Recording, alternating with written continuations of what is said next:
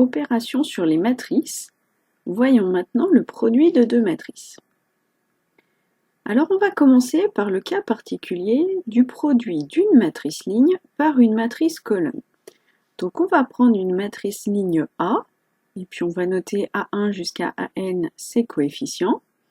Et on va prendre en plus une matrice colonne B, dont les coefficients sont B1 jusqu'à Bn. Alors on remarque tout de suite que j'ai autant de coefficients dans A que dans B, puisque j'en ai n dans A et n dans B.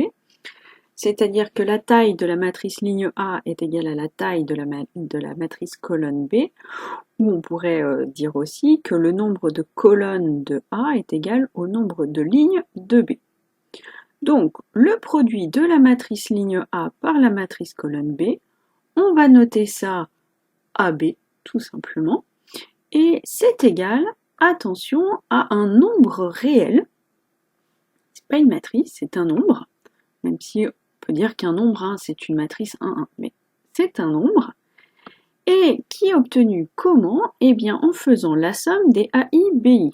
C'est-à-dire que je fais la somme de le premier coefficient de A fois le premier coefficient de B, plus le deuxième coefficient de A fois le deuxième coefficient de B, etc., jusqu'à le dernier coefficient de A fois le dernier coefficient de B.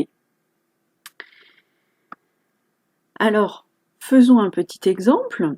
Donc, j'ai ici A qui est une matrice ligne de taille 3, B qui est une matrice colonne de taille 3, donc a priori je vais pouvoir faire le produit.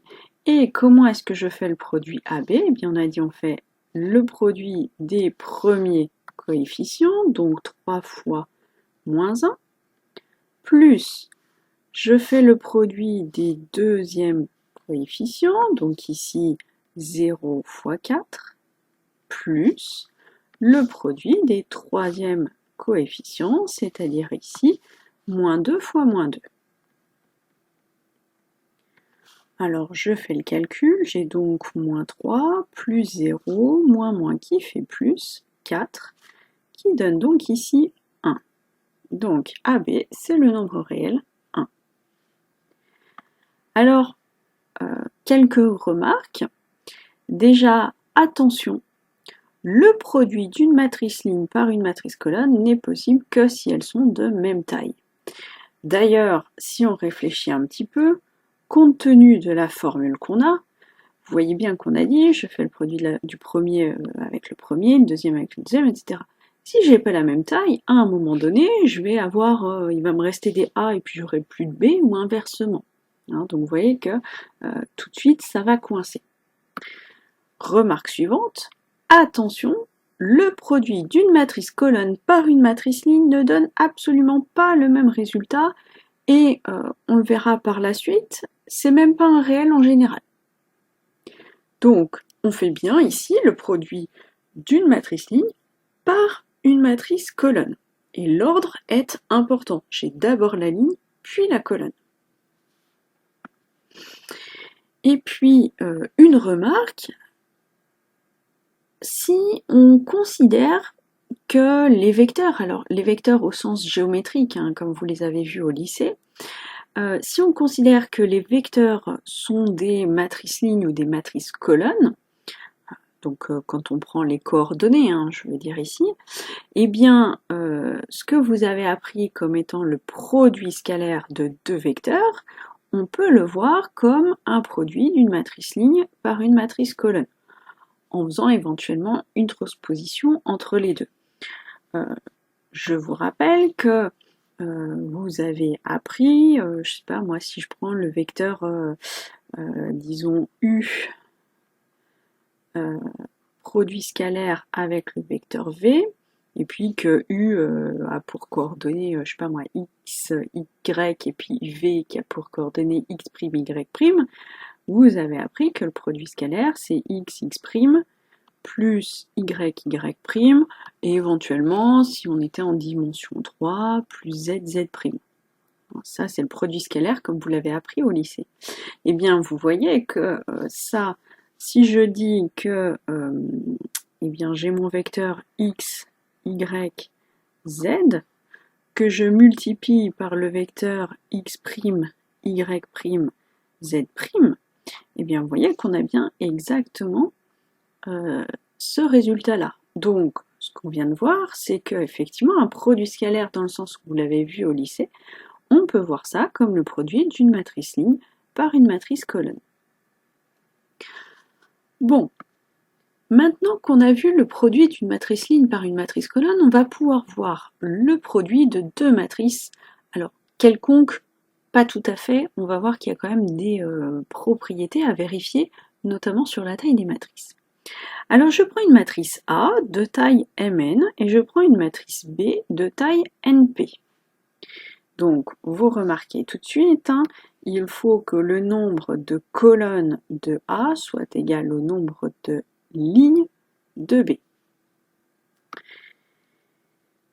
Alors le produit de A par B, c'est la matrice qu'on note AB. Donc c'est une matrice ici. Les coefficients, je vais les noter CIJ, ça me permettra de donner la formule tout juste après. C'est une matrice de taille MP, donc on voit que le nombre de lignes correspond au nombre de lignes de A et le nombre de colonnes correspond au nombre de colonnes de B. Et comment est-ce que je fais ce calcul? Comment est-ce que je détermine les coefficients?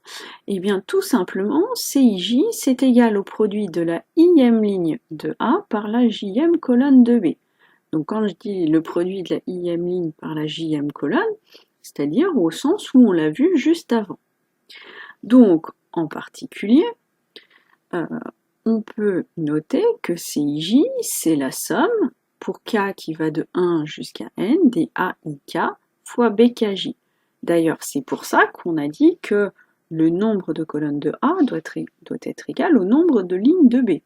Sinon, je n'ai pas la bonne taille dans mes vecteurs lignes et colonnes pour pouvoir faire le produit. Alors, cette formule qu'on a ici, elle est pas forcément très compliquée, mais dans la pratique, on ne va quasiment pas l'utiliser. Quand on fera vraiment les calculs, on n'utilisera pas cette formule, on va voir un petit peu après une méthode pour faire les calculs. Cette formule-là, qui est à connaître, elle va surtout servir lorsqu'on va avoir des démonstrations à faire par exemple. Donc plus d'un point de vue théorique. Alors, remarque, le produit d'une matrice A par une matrice B n'est possible que si le nombre de colonnes de A est égal au nombre de lignes de B. Je l'ai déjà dit, mais je réinsiste, ce n'est pas possible autrement. Et puis, on peut remarquer que le produit matriciel, c'est une fonction qui s'applique sur des matrices et donc qui prend une matrice de taille Mn et une autre matrice de taille Np et qui nous donne une matrice de taille Mp. D'ailleurs, ces notations-là, on peut, en les schématisant encore un petit peu plus, les utiliser en termes de... alors, c'est un schéma, c'est pour nous aider, mais effectivement, quand on ne sait pas trop si on peut faire une matrice ou pas, un produit de matrice, pardon, rappelons-nous que si j'ai une Mn, que je veux multiplier ça par une Np, il faut absolument que j'ai l'égalité de ces deux termes-là. Et si c'est bon, à ce moment-là, je vais obtenir une matrice MP, c'est-à-dire que le P qui est là, hop, je le retrouve ici, et le M qui est là, je le retrouve là. Donc c'est un petit schéma, un petit moyen mnémotechnique pour se rappeler dans quel cas est-ce qu'on peut faire un produit de matrice ou pas, et puis qu'est-ce que ça nous donne comme taille de matrice. D'accord? Donc c'est vraiment au brouillon, on peut utiliser ça. Au niveau des notations, on n'est pas très bon ici. Mais voilà, gardez ça en tête, ça peut vous aider. Alors je vous ai dit, dans la pratique, on n'utilise pas la formule qu'on a vue juste avant. Elle est trop compliquée, trop théorique pour vraiment l'utiliser en vrai. En vrai, qu'est-ce qu'on fait? Alors, voyons ça sur un exemple. Je prends A et B voyez, deux matrices ici, donc une matrice A qui est de taille, du coup, eh bien, on voit 2, 2. B qui est une matrice de taille, alors j'ai 2 lignes et 3 colonnes, donc une matrice de taille 2, 3. Comme j'ai bien l'égalité ici du nombre de colonnes de A et du nombre de lignes de B, je sais que AB va exister. Et sa taille, c'est quoi?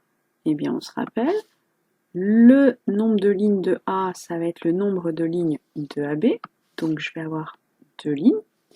Et le nombre de colonnes de B, c'est le nombre de colonnes de AB. J'ai donc ici 3. Donc AB va exister et ça va être une matrice de taille 2, 3. Bon, comment est-ce qu'on fait le calcul? Eh bien, on procède ainsi. On met la matrice A ici et on va noter la matrice B. Vous voyez que je ne l'ai pas mise sur la même ligne. Je l'ai bien mise à droite de A, mais je l'ai mise au-dessus. Pourquoi? Eh bien parce que le résultat, la matrice AB, je vais la noter ici. Et vous voyez que quand je fais ça, si je veux par exemple le premier coefficient d'ici, qu'est-ce que je vais faire? Eh bien on a dit, il faut faire le produit de la première ligne de A avec la première colonne de B. Et vous voyez qu'en fait, le premier coefficient qui est ici, il est à une sorte d'intersection des deux. Donc, on va pouvoir faire les calculs. Pour trouver le coefficient ici, je vais faire le produit de cette ligne par cette colonne, c'est-à-dire 6 fois 2, plus moins 3 fois moins 5. Bon, 6 fois 2, ça fait 12. Moins 3 fois moins 5, ça fait 15. Donc j'obtiens 27. Et je continue. Le coefficient qui est ici, ça va être le produit de cette ligne avec cette colonne. Donc je vais avoir 6 fois moins 1 plus moins 3 fois 0, ce qui me donne ici moins 6. Je continue. Le coefficient qui est à côté, c'est donc le produit de cette ligne par cette colonne. Donc je vais faire 6 fois 3 plus moins 3 fois moins 4. Donc 6 fois 3 qui fait 18. 3 fois 4 qui fait 12. Donc 18 plus 12, ça fait 30. Je continue. Le coefficient qui est ici, eh bien c'est le produit de cette ligne par cette colonne. Donc 1 fois 2 plus moins 2 fois moins 5. Donc 1 fois 2 qui fait 2, plus 2 fois 5 qui fait 10, donc ça nous fait 12. Le coefficient d'après, je fais le produit de cette ligne par cette colonne, donc 1 fois moins 1, plus moins 2 fois 0, ce qui me donne moins 1. Et le dernier coefficient ici, qui est le produit de cette ligne par cette colonne, j'ai donc 1 fois 3, plus moins 2 fois moins 4, donc 1 fois 3 qui fait 3, plus 8 qui fait 11. Et ça, c'est mon résultat, c'est ma matrice AB. AB, c'est donc la matrice 27, moins 6, 30, 12, moins 1, 11.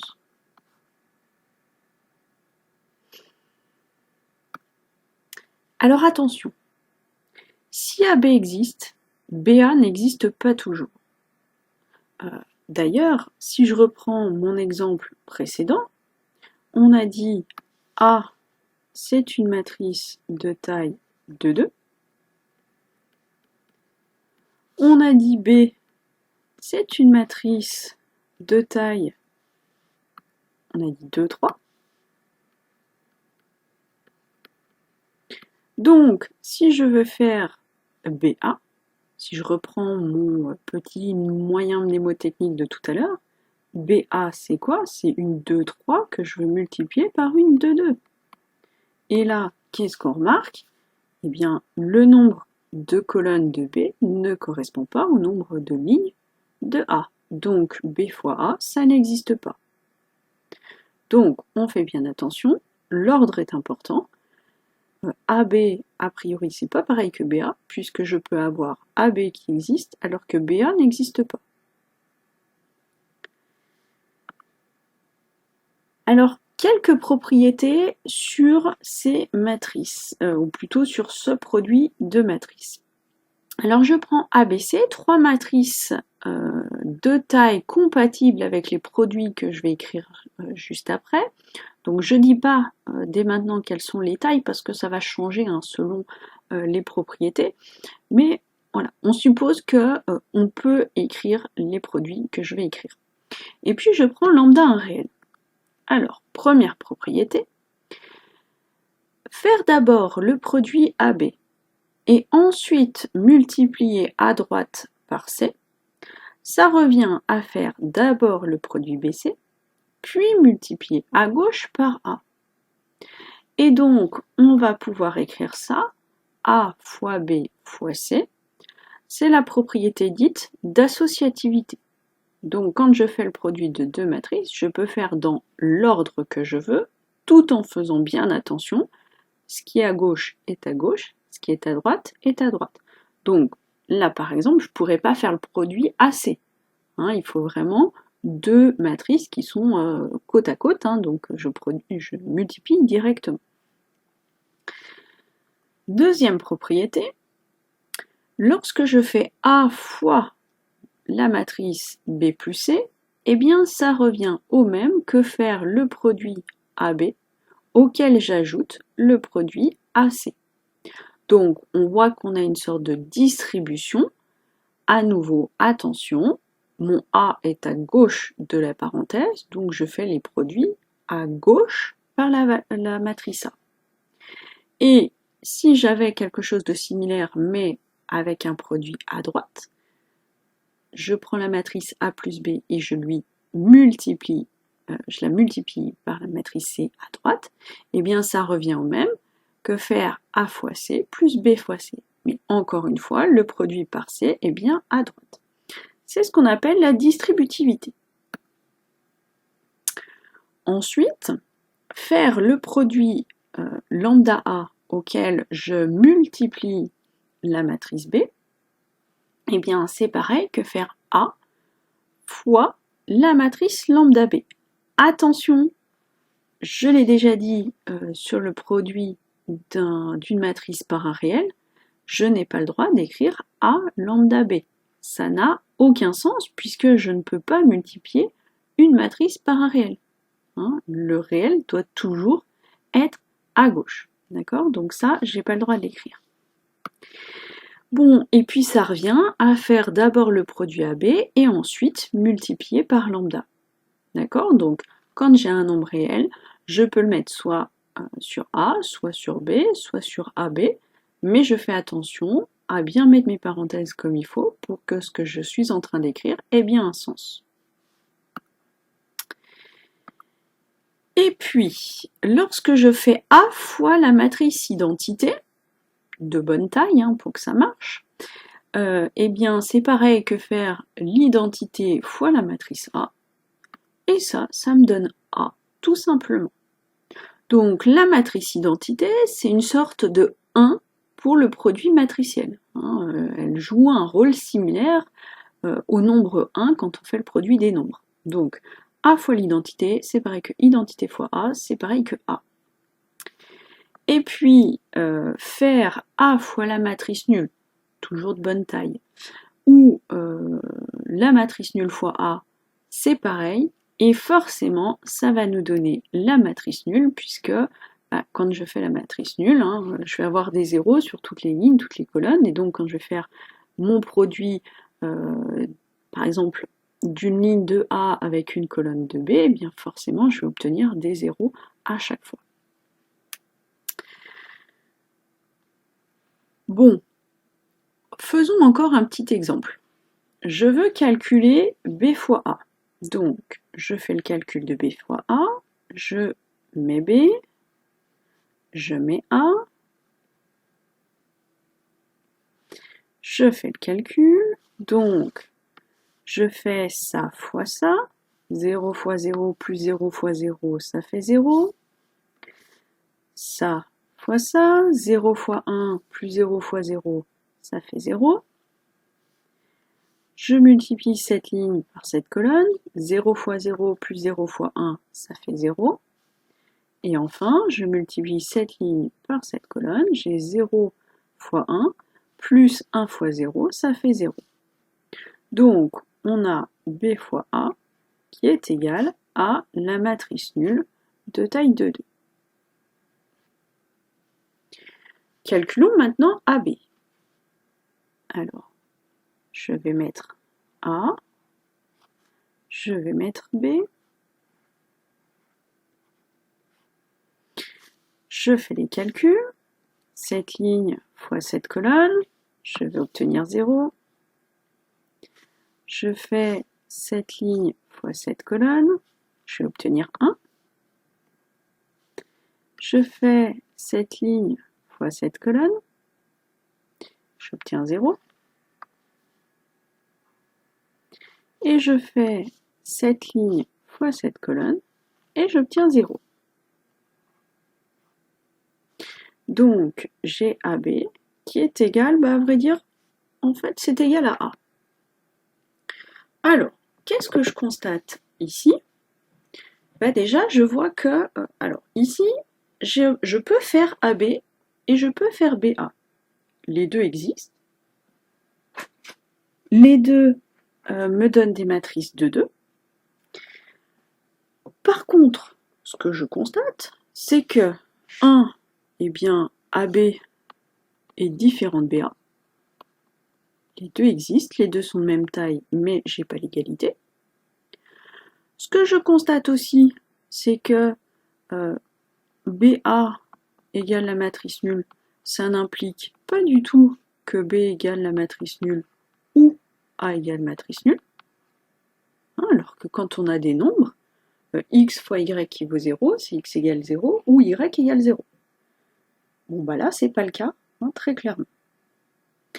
Et puis, je constate aussi que AB égale A, ça ne me dit pas du tout que B est égal par exemple à I. On a dit l'identité, c'est une sorte de 1 du produit matriciel. Quand j'ai des nombres, que je fais x fois y est égal à x, je sais que y est égal à 1. Ici, a priori, j'ai pas l'équivalent. Donc on fait bien attention. On vient de voir sur un tout petit exemple tout simple que tout ce qu'on a l'habitude de dire et de faire avec le produit de nombres, a priori, ça ne marche pas quand on fait le produit de matrices.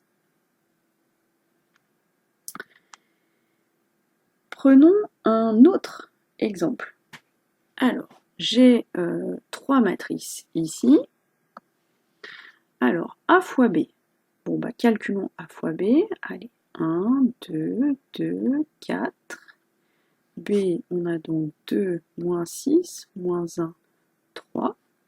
Je fais le produit, donc encore une fois, je vais faire le produit de cette ligne par cette colonne. Donc j'ai 1 fois 2 moins, enfin plus 2 fois moins 1, ça va me faire 0. Ensuite, je fais cette ligne et cette colonne. Donc je vais avoir moins 6 plus 6, ça fait 0. Je fais cette ligne fois cette colonne, donc 2 fois 2, 4, moins 4 qui fait 0. Et je fais cette ligne fois cette colonne. J'ai donc 2 fois moins 6 qui fait moins 12, plus 12, ça fait 0. Donc AB, c'est la matrice nulle. Je fais AC, alors A, C,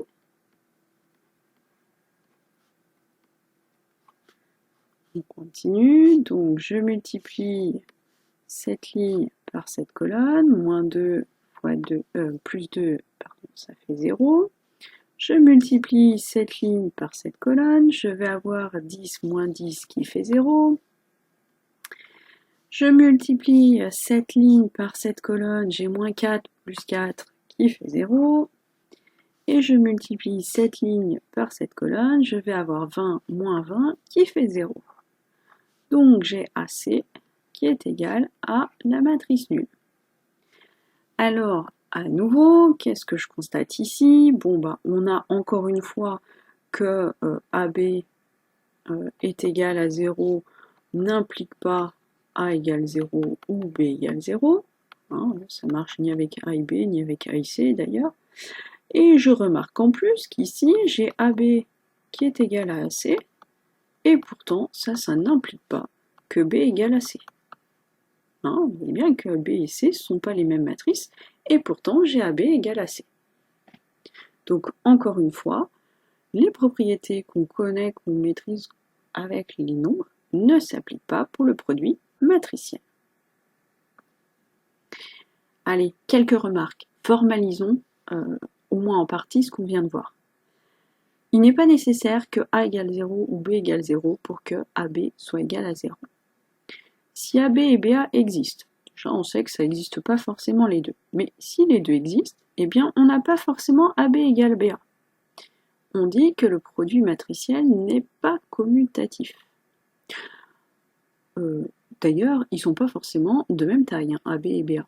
Vous prenez AB qui est une matrice de taille 2, 3, vous prenez A, pardon, qui est une matrice de taille 2, 3.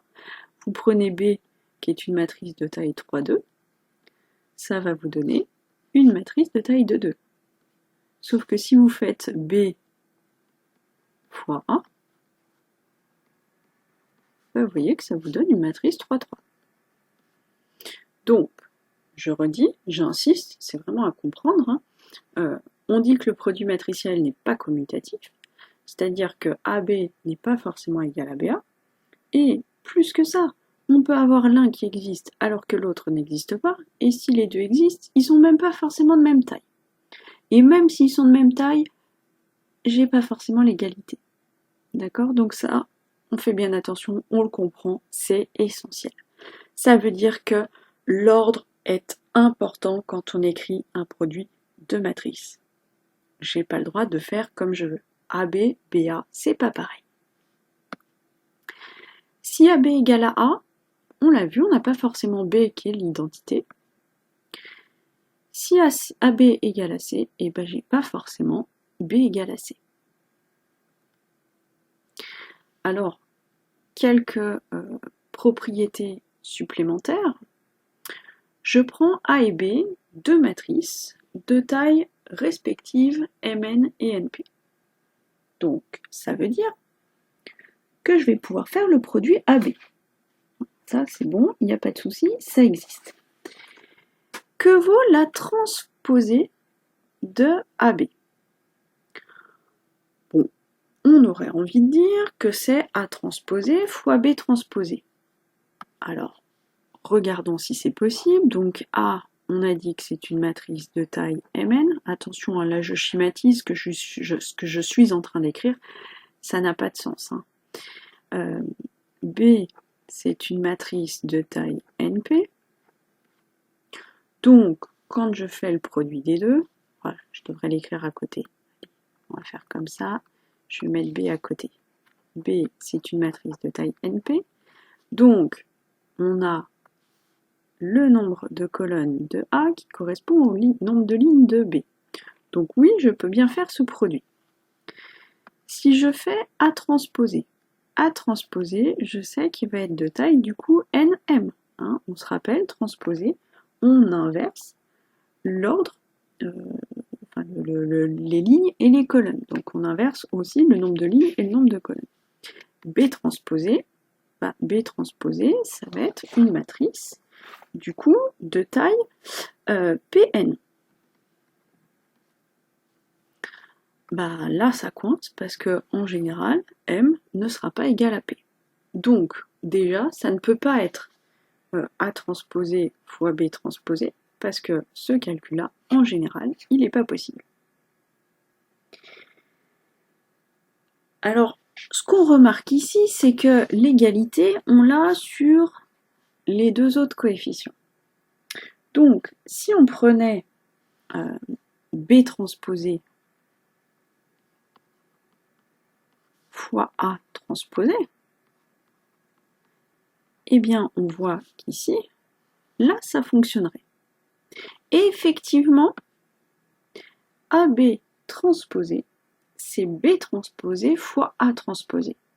D'accord? Donc, rien que d'un point de vue, j'allais dire notation, en tout cas d'un point de vue taille, on voit que de toute façon, A transposé fois B transposé, c'était pas possible. Bon, ici, qu'est-ce qui se passe? Si on note A, c'est les AIJ. B sont les BIJ. Et puis AB, ça va être les CIJ. Je reprends la notation de tout à l'heure. On sait, définition du produit, que CIJ, c'est la somme des AIK fois BKJ. Alors du coup, ici, vu les tailles, K allant de 1 jusqu'à N. Je vais noter maintenant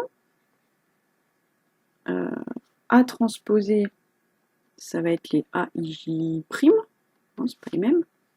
B transposé, ça va être les BIJ'. Et puis, AB, non, on va aller directement sur le résultat. B transposé fois A transposé, ça va être mes, allez, disons CIJ'. Non, DIJ. Allez, on va prendre les deux. Donc, on va dire AB transposé, ça va être les CIJ'. Et B transposé, alors attention, AB, le tout transposé, hein, et B transposé, A transposé, je vais noter ça, les DIJ. Alors, qu'est-ce qu'on sait? Eh bien, comme AB transposé, c'est la transposée de AB, je sais que CIJ', c'est donc CJI, hein, avec les notations que je viens d'introduire. Donc, ça veut dire que c'est la somme des... Alors, si je reprends ma formule ici, de CIJ, et que je, du coup, inverse les I et les J, j'ai donc quoi? J'ai la somme des AJK fois BKI. Ça, pour I, pas I, K, qui vaut de 1 jusqu'à N. Bon. Regardons maintenant si les DIJ sont bien égaux au CIJ'. DIJ, c'est quoi? Eh bien, c'est le produit de B transposé avec A transposé. J'ai donc la somme de quoi? Eh bien, du coefficient de B transposé, qui est donc mes BIJ', donc BIK',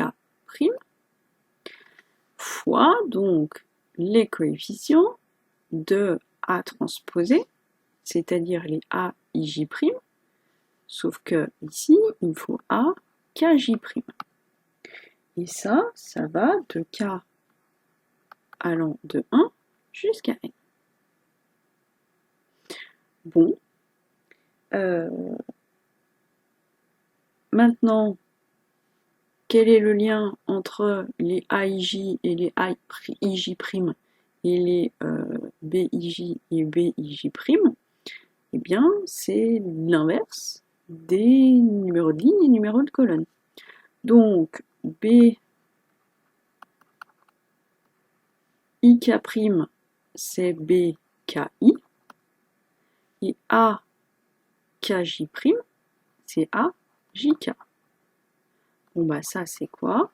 Si je réécris dans l'autre sens, que j'inverse le rôle de, l'ordre des A et des B, j'ai AJK fois BKI. Et on voit qu'on trouve exactement la même formule qu'ici. Donc oui, AB transposé, c'est bien B transposé fois A transposé. Donc, Je redis, je réinsiste, l'ordre est important. En général, AB transposé, ce n'est pas égal à A transposé, B transposé. On l'a dit, en général, ça n'existe même pas. Les tailles ne sont pas bonnes.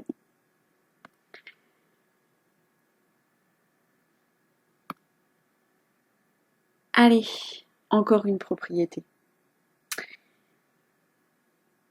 Je prends deux matrices A et B, deux tailles respectives Mn et Nm, pour que du coup AB et BA existent toutes les deux et soient toutes les deux des matrices carrées. Alors, qu'est-ce que je peux dire de trace de AB? Eh bien, je peux dire que trace de AB, c'est égal à trace de BA. A priori, vu comment est construite la trace c'est la somme des éléments de la diagonale. Mais les éléments de la diagonale de AB, par exemple, c'est des sommes de AIK, BKI. Somme de produits, je refais encore une somme de dessus. Il n'y a pas de raison qu'on puisse réécrire la somme des AII et puis la somme des BII ailleurs. D'ailleurs, quand on dit somme des AIK fois BKI, j'ai AII, mais j'ai AI1, j'ai AI2, j'ai AI3, je les ai tous, d'accord? Donc, vous voyez bien que, a priori, j'ai pas que les éléments de la diagonale de A. Donc, il n'y a pas du tout de raison pour que je puisse l'écrire à partir de la trace de A et de la trace de B. Par contre, effectivement, trace de AB est égale à trace de BA. Pourquoi?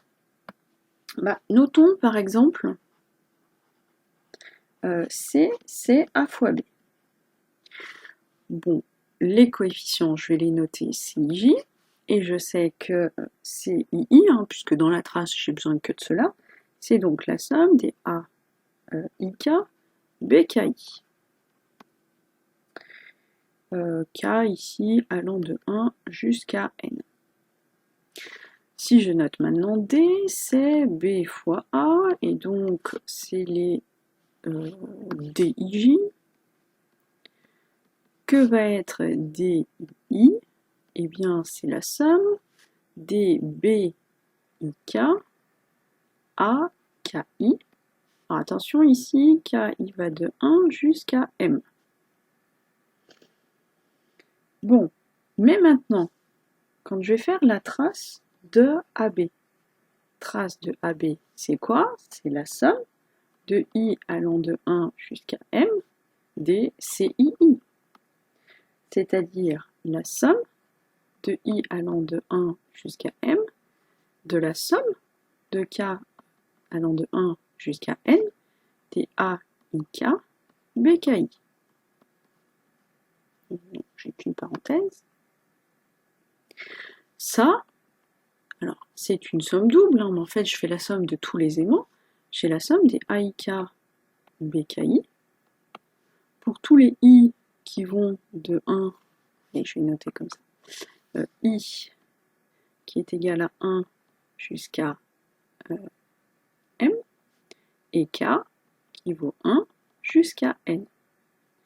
Maintenant, au lieu de faire d'abord la somme sur les K, puis la somme sur les I, je peux très bien faire d'abord la somme sur les I,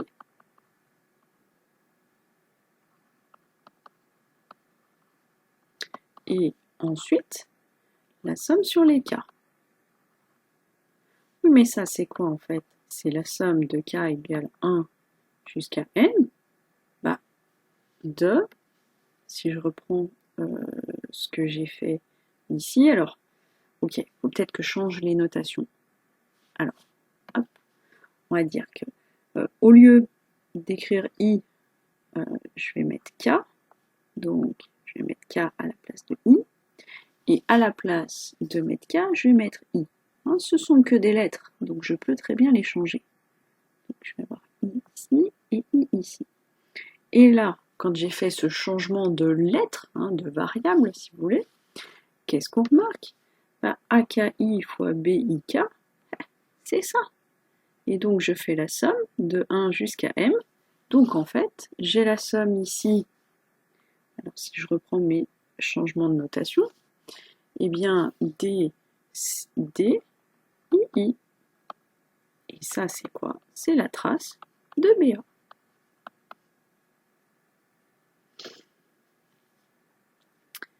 Bon, je redis, attention, en général, la trace de AB n'est pas égale à la trace de A fois la trace de B. Il n'y a absolument aucune raison pour que ce soit vrai. Voilà qui termine notre partie sur le produit de deux matrices. Maintenant qu'on a le produit, on va pouvoir regarder ce qui se passe quand on fait les puissances.